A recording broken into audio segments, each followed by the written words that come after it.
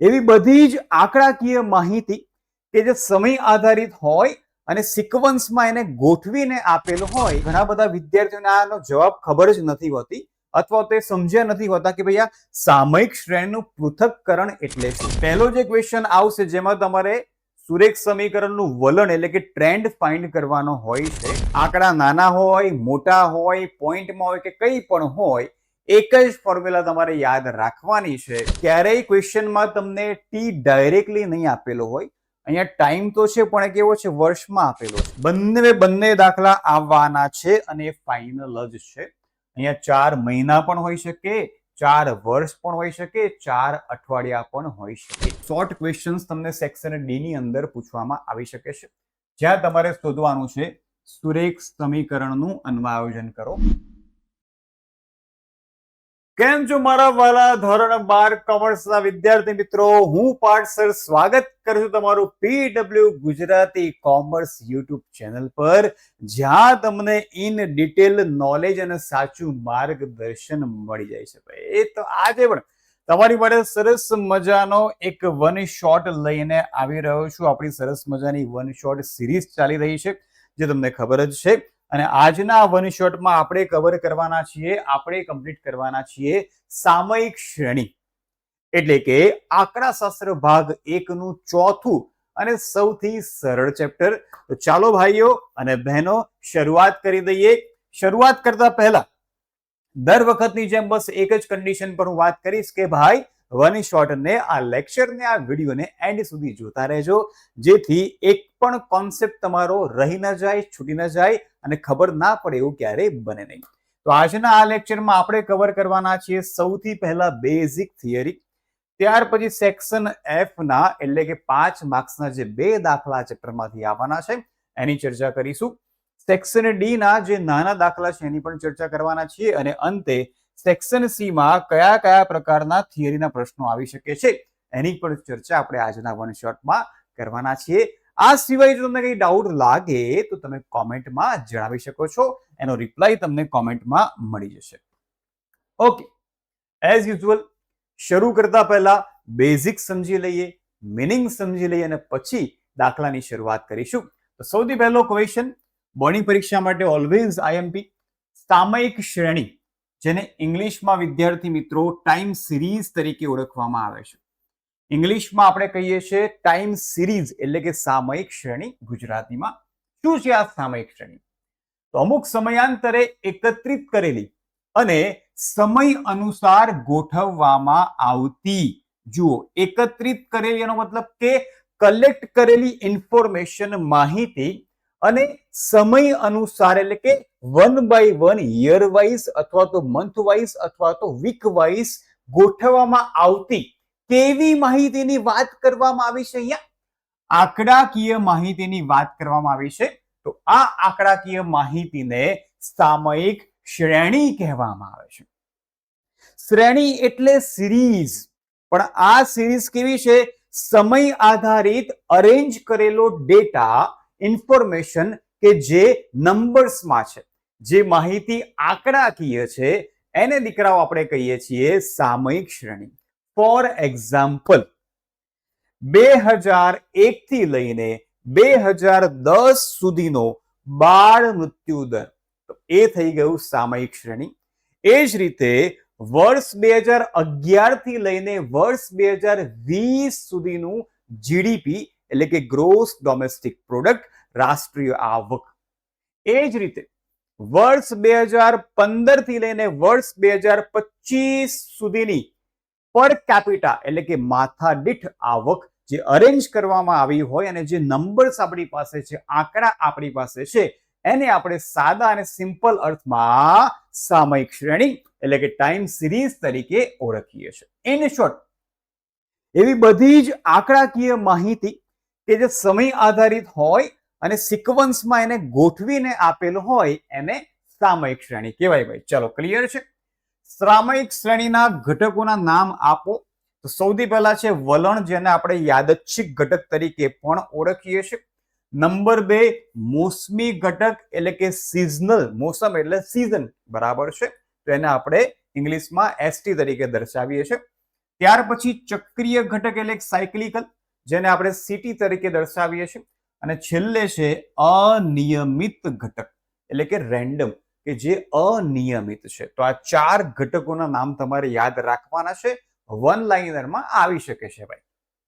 Next again IMP question, અને ઘણા બધા વિદ્યાર્થીઓને આનો જવાબ ખબર જ નથી હોતી અથવા તે સમજ્યા નથી હોતા કે ભાઈ આ સામયિક શ્રેણીનું પૃથક્કરણ એટલે શું. ચલો સિમ્પલ ભાષામાં સમજાવી દઉં. સામયિક શ્રેણીના ચલ પર અસર કરતા વિવિધ પરિબળો, એટલે કે સામયિક શ્રેણીનો જે વેરિયેબલ છે, ચલ હોય, જે કે આપણે માહિતી એકઠી કરી હોય, એની ઉપર અસર કરતા વિવિધ પરિબળો એટલે કે ફેક્ટર્સને ઓળખીને આ પરિબળોને અલગ અલગ તારવીને તેમાંથી આપેલ ચલ ઉપર દરેકની અસર કેટલા પ્રમાણમાં થાય છે તે નક્કી કરવાનું કામ એટલે સામયિક શ્રેણીનું પૃથક્કરણ. વન કાઇન્ડ ઓફ એનાલિસિસ છે કે ભાઈ કયા પરિબળની અસર કેટલી થઈ રહી છે, એ જે આપણે તારણ કાઢીએ છીએ, એનાલાઇઝ કરીએ છીએ, એને સિમ્પલ ભાષામાં કહેવાય ભાઈ સામયિક શ્રેણીનું પૃથક્કરણ. ચલો નેક્સ્ટ ક્વેશ્ચન. સામયિક શ્રેણીમાં કયા ઘટકોને લીધે ચલમાં અલ્પકાલીન ફેરફાર થાય છે? તો ખાસ યાદ રાખજો ભાઈ, મોસમી અને ચક્રીય બંને ઘટકના નામ તમારે અહીંયા લખવાના છે. તો મોસમી ઘટક અને ચક્રીય ઘટકને લીધે ચલમાં અલ્પકાલીન વધઘટ અથવા તો ફેરફાર જોવા મળે છે. વિદ્યાર્થી મિત્રો, 4 પ્રશ્નો 4 થિયરી તમારી માટે અને બોર્ડની પરીક્ષા માટે ખૂબ મહત્વની છે, જે આપણે સરસ રીતે ડિસ્કસ કરી લીધી છે. હવે આપણે આગળ વધીએ છીએ સેક્શન એફ તરફ, એટલે કે 5 માર્ક્સના દાખલા. પરીક્ષામાં આ ચેપ્ટરમાંથી 5 માર્ક્સના કુલ 2 દાખલા પૂછવામાં આવશે. તમે ઈચ્છો તો બંને દાખલા ચોથા ચેપ્ટરમાંથી કરી શકો છો, કેમ કે બંને દાખલા એટલા બધા સરળ છે કે પૂછશો જ નહીં. એ હું તમને આગળ સેક્શન એફ ના 2 દાખલામાં પ્રૂવ એટલે કે સાબિત કરીને બતાવી દઈશ. એ 2 દાખલા કયા કયા પ્રકારના આવી શકે છે તો જોઈ લો. પહેલો જે ક્વેશ્ચન આવશે, જેમાં તમારે સુરેખ સમીકરણનું વલણ એટલે કે ટ્રેન્ડ ફાઇન્ડ કરવાનો હોય છે. એ વલણ માટે એની ફોર્મ્યુલા તમારે યાદ રાખવાની છે. y cap is equal to a plus bt. Sir આ તો સેમ ત્રીજા ચેપ્ટર જેવું જ લાગે છે. y ની x પરની નિયત સંબંધ રેખા શોધતા હતા એના જેવું લાગે છે. તો હા બેટા, આ એના જેવું જ છે, ખાલી નામ બદલાઈ ગયું છે અને ચલ બદલાઈ ગયા છે. અહીંયા સમય આધારિત ચલ છે, એટલા માટે આપણે શું લખશું?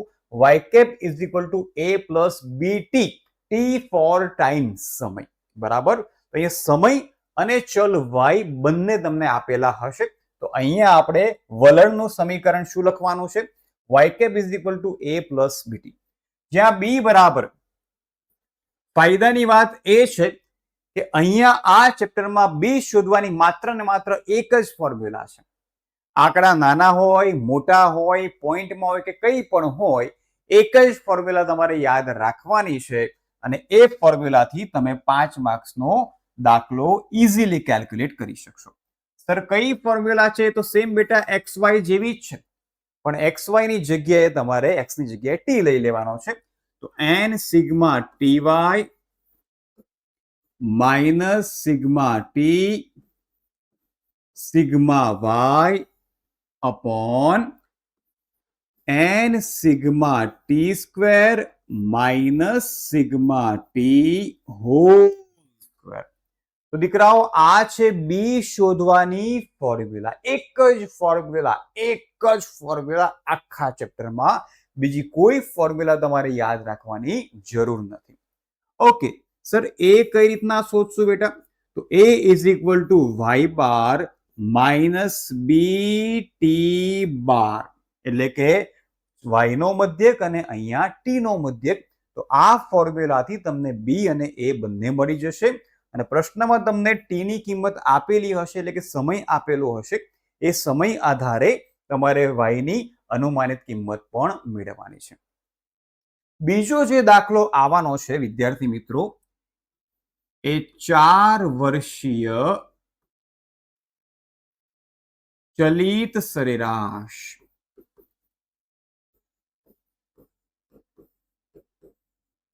4 વર્ષીય ચલિત સરેરાશ શોધવાનો દાખલો આવવાનો છે. આ 4 વર્ષીય પણ હોઈ શકે, 4 મહિનાની પણ હોઈ શકે, 4 અઠવાડિયાની પણ હોઈ શકે. પણ પહેલું આગળનું તમારે યાદ રાખવાનું છે ભાઈ 4.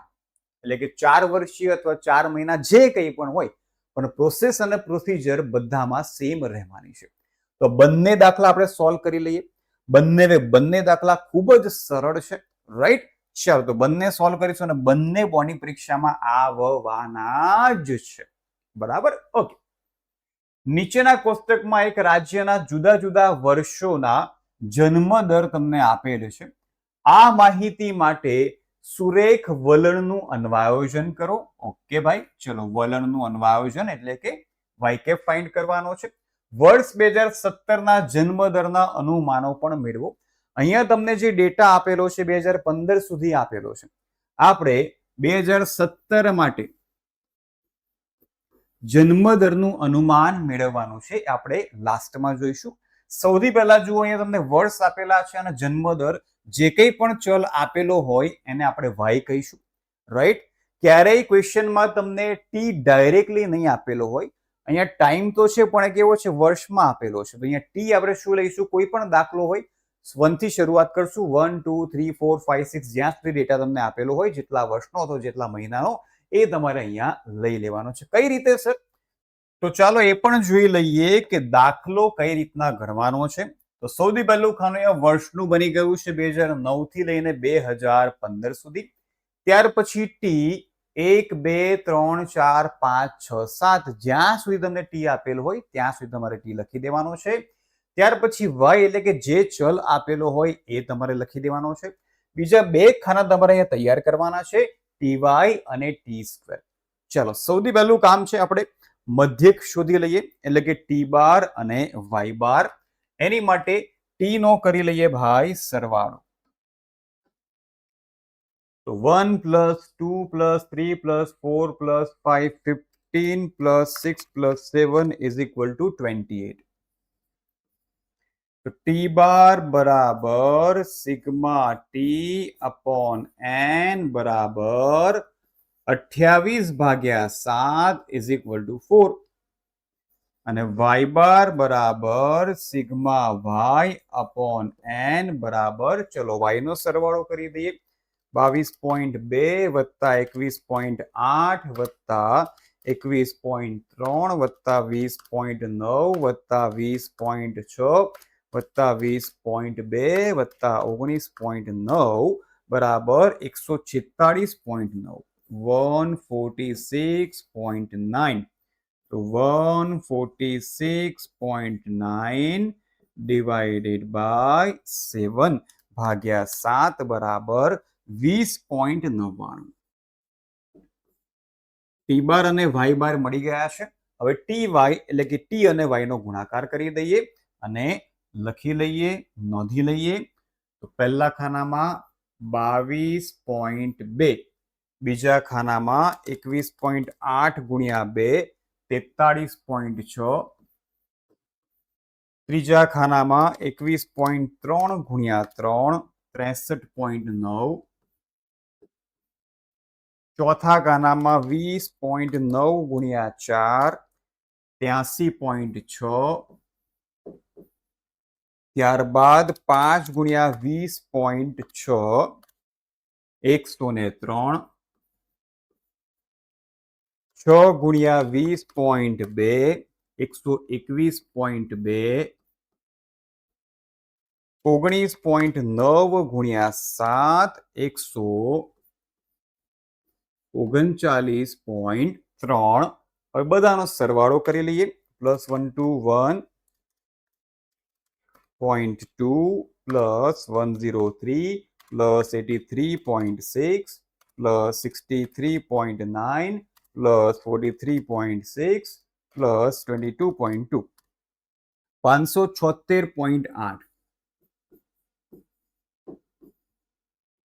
ચલો હવે છેલ્લું ખાનું જે ટી સ્ક્વેર છે, એટલે કે ટી માં જેટલી પણ કિંમતો છે એનો વર્ગ કરી દેવાનો છે. સૌથી સરળ 1 2 નો વર્ગ 4 3 નો વર્ગ 9 16 25 36 અને 49. ચલો સરવાળો કરી દઈએ. +9 +16 +25 +36 +49 140. ચલો બધી જ કિંમતો આપણને મળી ગઈ છે. સૌથી પહેલા આપણે બી શોધી લઈએ. તો બી ની ફોર્મ્યુલા અહીંયા મૂકી દઈશું. બી બરાબર n sigma ty minus sigma T sigma y છેદમાં n sigma T square minus sigma T whole square. ચાલો n એટલે કે 7, 7 ગુણ્યા ty એટલે 576.8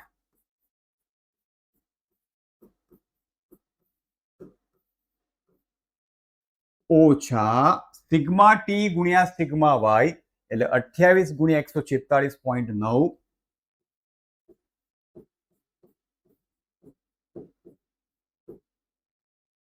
છેદમાં 7 ગુણ્યા ટી સ્ક્વેર એટલે કે 140 ઓછા 28 નો ભાઈ વર્ગ કરી દેવાનો છે.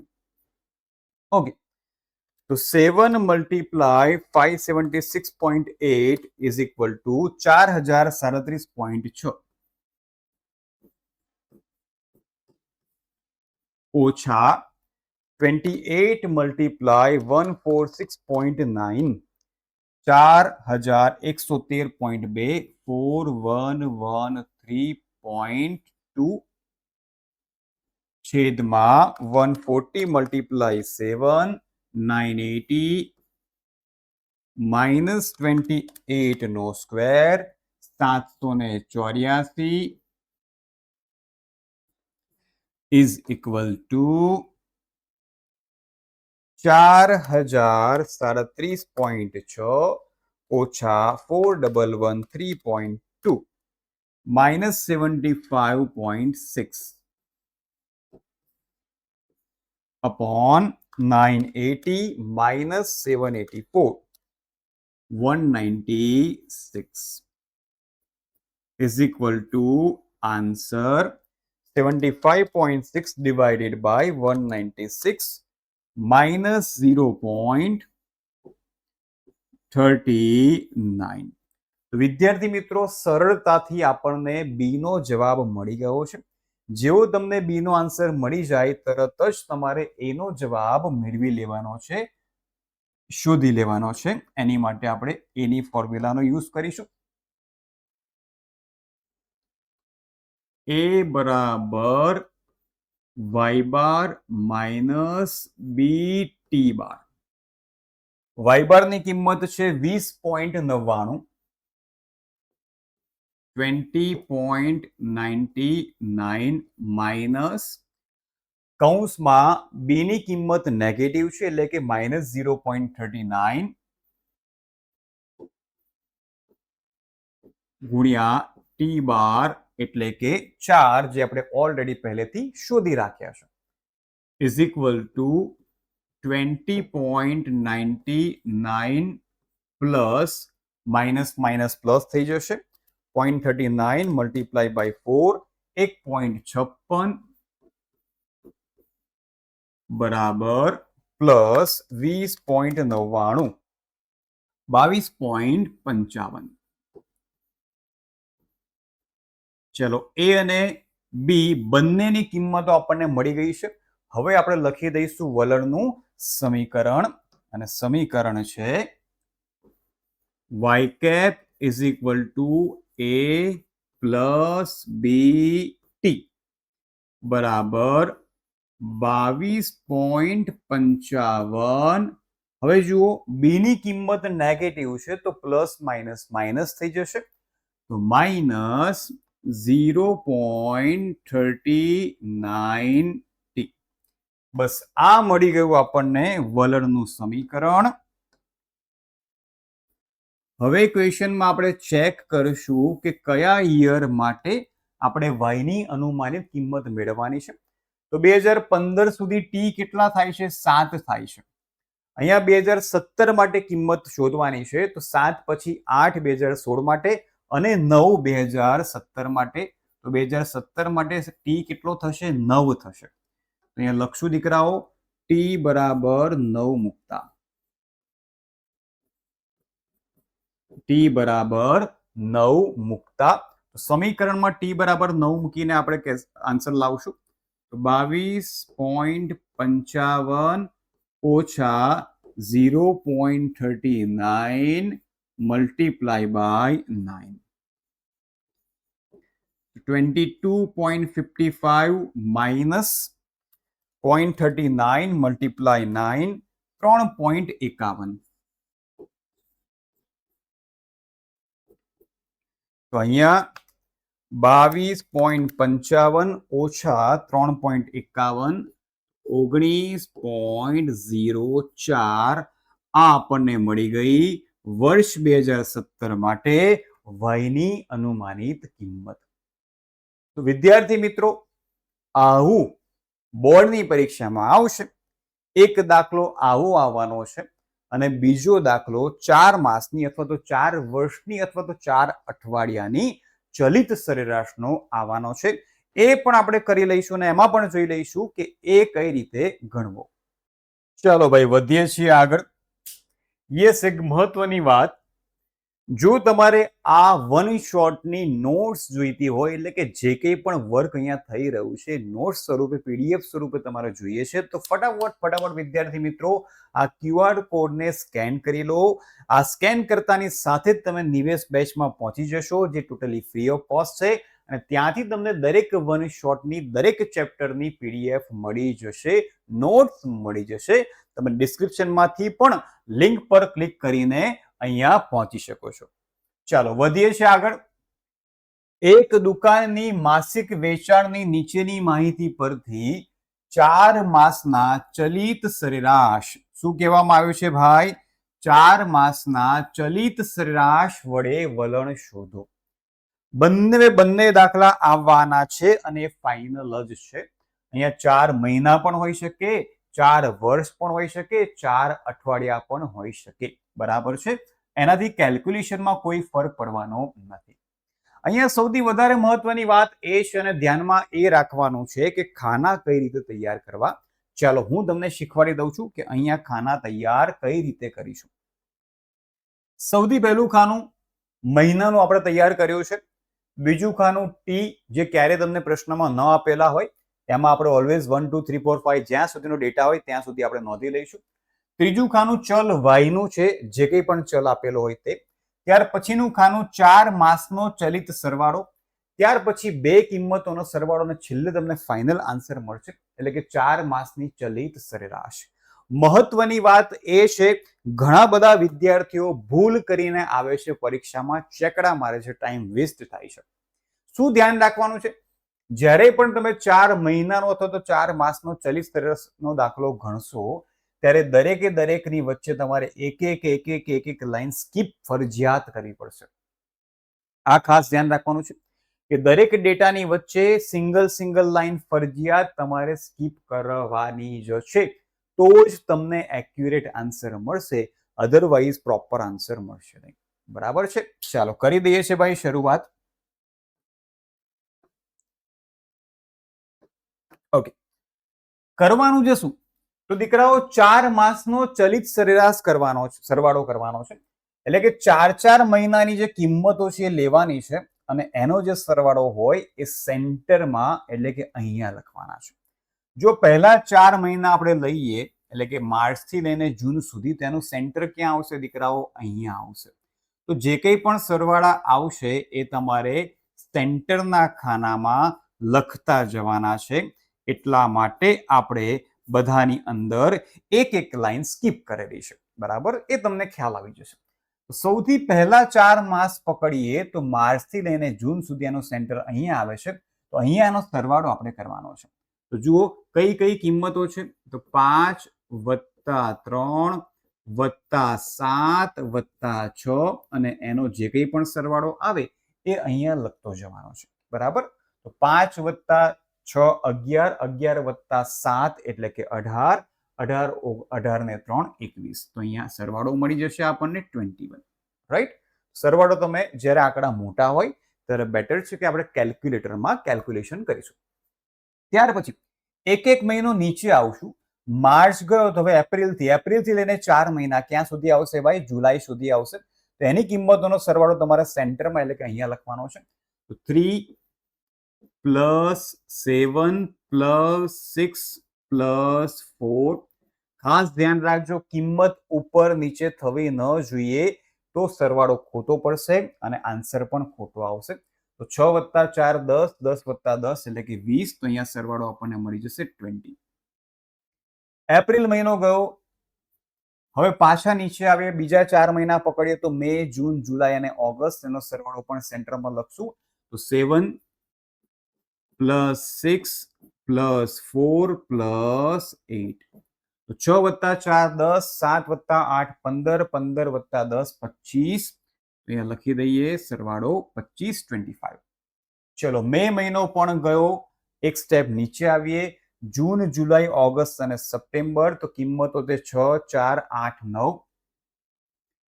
6 + 4 + 8 + 9.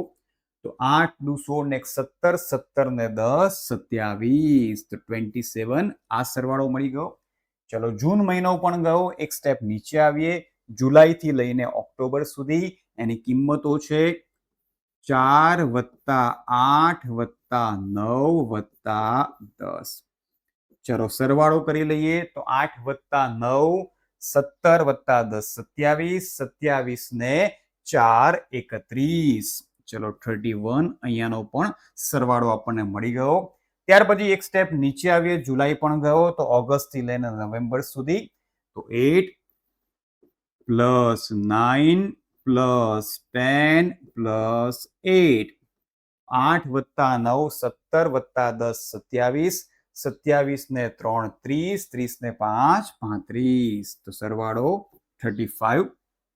એક સ્ટેપ આગળ વધીએ. ઓગસ્ટ પણ ગયો. છેલ્લા 4 મહિના સપ્ટેમ્બર થી લઈને ડિસેમ્બર સુધી. તો 9 + 10 + 8 + 9. ચલો, તો 8 + 9 17 + 10 27, 27 ને 3 30 ને 6 36. ઓકે, હવે સપ્ટેમ્બર પણ ગયો.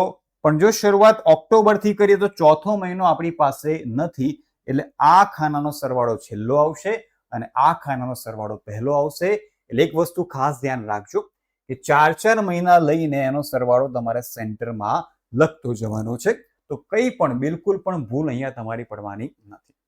હવે નેક્સ્ટ જે કોલમ છે, બબ્બે કિંમતોનો સરવાળો તમારે કરવાનો છે. એટલે કે બબ્બે કિંમતો પકડીને એનો સરવાળો કરીશું. તો આ બે કિંમત, આ બે, આ બે, આ બે, આ બે અને છેલ્લી બે. તો એનો પણ સરવાળો કરતા જઈએ. એનો પણ સરવાળો આપણે સેન્ટરમાં લખતા જઈશું. તો અહીંયા આ બંનેની પેર બનાવી દઈએ. 21 + 20 = 41. ત્યાર પછી 20 + 25 = 45. ત્યાર પછીની બે કિંમતો 25 + 27 = 52. ત્યાર પછી 27 + 31 = 58. ત્યાર પછીની બે કિંમતો 31 + 35 = 66. ત્યાર પછીની બે કિંમતો 35 + 36 = 71. હવે છેલ્લું ખાનું જ્યાં આપણને ફાઇનલ આન્સર્સ મળવાના છે ત્યાં આગળ. ઓકે, હવે અહીંયા 4 માસની ચલિત સરેરાશ શોધવાની છે. ફાઇનલ આન્સર આપણને મળવા જવાનો છે. પણ ઘણા બધા વિદ્યાર્થીઓ ભાગાકાર 4 થી કરતા હોય છે. પણ યાદ રાખજો, 4 માસની ચલિત સરેરાશમાં તમારે ભાગ્યા 4 નહીં પણ ભાગ્યા 8 કરવાના છે. આ જ બાબત તમારે ધ્યાનમાં રાખવાની જરૂર છે કે છેલ્લા ખાનામાં ડિવાઇડેડ બાય 4 નહીં, ડિવાઇડેડ બાય 8 આપણે કરવાના છે. તો 41 ડિવાઇડેડ બાય 8 = 5.13. 5.13. ત્યારબાદ 45 ભાગ્યા 8 45 ડિવાઇડેડ બાય 8 5.63 5.63 ત્યારબાદ 52 ભાગ્યા 8 52 ડિવાઇડેડ બાય 8 6.5 ત્યાર પછી 58 ભાગ્યા 8 7.25 ત્યારબાદ 66 ભાગ્યા 8 66 ડિવાઇડેડ બાય 8 8.25 અને અંતે 71 ડિવાઇડેડ બાય 8 એટલે કે 71 ભાગ્યા 8 8.88. વિદ્યાર્થી મિત્રો, આ તમને મળી ગયા છે ફાઇનલ આન્સર. માત્ર જુઓ, આ રીતના ખાના તૈયાર કરીને ખાલી કેલ્સીમાં કેલ્ક્યુલેશન કરીને તમે 5 માર્ક્સ મળતા હોય તો ચેપ્ટર નંબર 4 ના આ બંને દાખલા તમારે ક્યારેય છોડવા ન જોઈએ, ક્યારેય સ્કીપ કરવા ન જોઈએ. વિદ્યાર્થી મિત્રો, સેક્શન એફ માં આ બંને મેથડ પર જ તમારે ભાર આપવાનો છે. ચલો વધીએ છીએ આપણે આગળ અને આગળ જઈએ આપણે સેક્શન ડી તરફ. સેક્શન ડી માં કેવા પ્રકારના ક્વેશ્ચન્સ આવી શકે છે? તો શોર્ટ ક્વેશ્ચન્સ તમને સેક્શન ડી ની અંદર પૂછવામાં આવી શકે છે, જ્યાં તમારે શોધવાનું છે સુરેખ સમીકરણનું અન્વયાયોજન કરો. અમુક કિંમતો તમને આપેલી છે, આ કિંમતો પરથી આપણે બી ની કિંમત મેળવીશું, એ ની કિંમત મેળવીશું અને છેલ્લે સમીકરણ મેળવીશું. ચાલો સૌથી પહેલા બી ની ફોર્મ્યુલા આપણે લખી દઈએ. તો બી બરાબર n sigma ty minus sigma T sigma y upon n sigma T square minus sigma T whole square. હવે અહીંયા કઈ કઈ કિંમતોની જરૂર આપણને પડવાની છે? તો સૌથી પહેલા ટીવાય ની જરૂર પડશે. સિગ્મા ટીવાય જે આપણી પાસે છે, n પણ આપણી પાસે છે 4. તો ચાલો પહેલા એ લખી દઈએ. 4 મલ્ટીપ્લાય 734 માઇનસ સિગ્મા ટી આપણી પાસે નથી, સિગ્મા વાય આપણી પાસે છે. તો સિગ્મા ટી સર ક્યાંથી લાવશું? યસ, તો અહીંયા ટી અને ટી સ્ક્વેર આપણે મેળવવા પડશે. કઈ રીતે સર? તો આ રીતે. ટી એટલે કે તમારે n જોવાના છે, n 4 છે તો ટી એટલે કે 1 થી લઈને 4 સુધી તમારે લખી દેવાના છે. 1 2 3 અને 4. એની જોડે જ તમારે ટી સ્ક્વેર નું ખાનું પણ બનાવી દેવાનું છે. તો 1 4 9 અને 16. ચલો બંનેના સરવાળા કરી દઈએ. તો 4 + 3 7, 7 ને 3 10. ટી સ્ક્વેર નો સરવાળો 5 + 9 + 16 બરાબર 30. જો ટી બરાબર 10 હોય તો ટી બાર અહીંયાથી તમને મળી જશે. ટી બાર બરાબર 10 ભાગ્યા 4 બરાબર 2.5. વાય બાર તમને અહીંયાથી મળશે. વાય બાર બરાબર સિગ્મા વાય અપોન એન બરાબર 270 ભાગ્યા 4 બરાબર 67.5. ચલો ડન છે બોસ. બધી જ કિંમતો હવે આપણને મળી ગઈ છે. કિંમતો આપણે મૂકી દઈએ. સિગ્મા ટી થાય છે 10 ગુણ્યા સિગ્મા વાય એટલે 270 છેદમાં ફરીથી n 4 ગુણ્યા સિગ્મા ટી સ્ક્વેર એટલે કે 30 ઓછા 10 નો વર્ગ 4 ગુણ્યા 734 2936 માઇનસ 2700 છેદમાં 3 ચોક 12 એટલે કે 120 120 minus 100 is equal two 2936 minus 2700 236 ભાગ્યા 120 ઓછા 100 એટલે કે 20. તો બી નો જવાબ ભાગ્યા 20 કરી દઈએ 11.8. વિદ્યાર્થી મિત્રો, આ તમને બી નો આન્સર મળી ગયો છે. જો બી નો આન્સર મળી જાય તરત જ આપણે એ ની કિંમત શોધી લેવાની છે અને એની ફોર્મ્યુલા છે a બરાબર y bar minus b t બાર. તો y બાર મળ્યા છે આપણને 67.5 માઇનસ બી ની વેલ્યુ મળી છે 11.8 ગુણ્યા ટી બાર એટલે કે 2.5. 67.5 minus 11.8 multiply 2.5 29.5